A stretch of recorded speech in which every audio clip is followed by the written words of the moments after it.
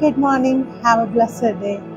ప్రియ సహోదరి సహోదరుడా, పరిశుద్ధ గ్రంథంలో యాకోబుని మనం చూస్తే ఆయన ఒకసారి బెయేర్షెబా అనే ప్రాంతం నుండి హారానుకు బయలుదేరి వెళ్తా ఉన్నాడు.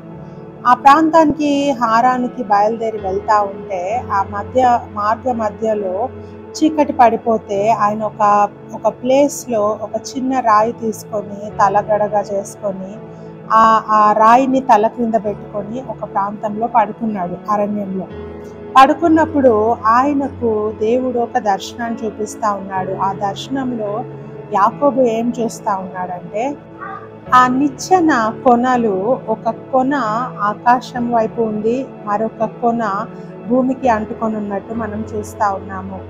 ఆకాశము వైపుగా ఉన్న ఆ యొక్క కార్నర్లో తండ్రి అయిన దేవుడు ఆసీనుడై ఉన్నట్టు మనం చూస్తా ఉన్నాము. ఈ నిచ్చెన మీద దేవదూతలు ఎక్కుతూ దిగుతూ ఉన్నట్టు ఈ దర్శనాన్ని యాకోబు చూశాడు. అయితే ఈ దర్శనాన్ని ఆయన చూసినప్పుడు ఆయన నిద్రలేచి అనుకున్నాడంట, ఇదే పరలోకపు గవిని ఏమో, ఇదే పరలోకపు ఎంట్రాన్స్ ఏమో, ద్వారమేమో అని అనుకున్నాడంట ఆయన.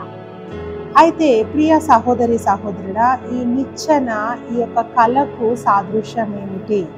ఈ నిచ్చెనకు భావం ఏమిటి? ఎందుకు దేవుడు ఆయనకు ఆ విధంగా చూపించాడంటే, ఒక మానవుడు భూమి మీద తన ప్రాణాన్ని విడిచిపెట్టినాక తన ఆత్మ పరలోక రాజ్యానికి చేరాలంటే, తన ఆత్మ దేవుని రాజ్యంలో అడుగు పెట్టాలంటే తప్పకుండా ఈ యొక్క నిచ్చెన ద్వారా వెళ్ళాలి. ఈ నిచ్చెన ఎవరు అంటే ప్రభు అయిన యేసుక్రీస్తు. ఆయన అంటా ఉన్నాడు, నేనే మార్గమును, నేనే సత్యమును, నేనే జీవమును, నా ద్వారానే తప్ప తండ్రి యొద్దకు ఎవడునూ రాలేడు అని. సో ఈ నిచ్చెన ఎవరంటే ప్రభు అయిన యేసుక్రీస్తుకు సాదృశ్యంగా ఉంది. ఒక వ్యక్తి ఈ భూమిని విడిచిపెట్టాక పరలోకానికి చేరుకోవాలంటే ఒకే ఒక నిచ్చెన, ఒకే ఒక మార్గము, ఆయనే ప్రభు అయిన యేసుక్రీస్తు. ఈరోజు ఆయనను విశ్వసిస్తే, ఆయనను నమ్మితే మనం దేవుని రాజ్యంలో అడుగు పెడతాము. ఆయనను మనము వద్దనుకుంటే, ఆయనను రిజెక్ట్ చేసుకుంటే మన జీవితము దేవుని నిత్య రాజ్యంలో మనం అడుగు పెట్టలేము. సో ప్రియ సహోదరి సహోదరుల, వాక్యం చెప్తా ఉంది, 1 తిమోతికి రాసిన పత్రిక 2:5, దేవుడు ఒక్కడే, దేవునికిని నరులకును మధ్యవర్తి ఒక్కడే, ఆయన క్రీస్తు యేసు నరుడు. హల్లెలూయా. దేవుడు ఒక్కడే, దేవునికి నరులకు మధ్యవర్తి కూడా ఒక్కడే. ఆయన ఎవరంటే ప్రభు అయిన యేసుక్రీస్తు అని వాక్యం చెప్తా ఉంది. సో ఆయన నీకు తండ్రికి మధ్యలో ఒక మధ్యవర్తిగా ఉంటా ఉన్నాడు, నాకు తండ్రికి మధ్యలో మధ్యవర్తిగా ఉంటా ఉన్నాడు. ఆయన ద్వారానే తప్ప మరి ఇంకా ఏ మార్గం నుంచి కూడా మనం నిత్యత్వంలోకి వెళ్ళలేము.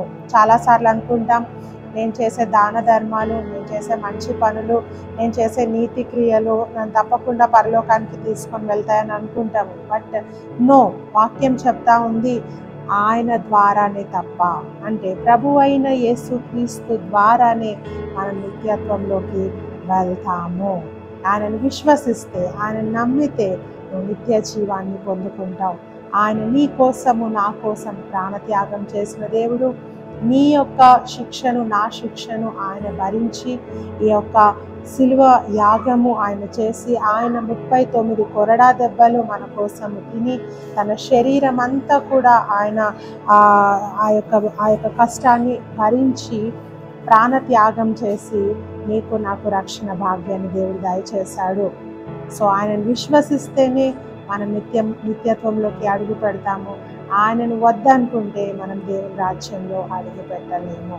దేవుడి వాక్యాన్ని మనం ఇంటిలో దీవించిన కాక. God bless you.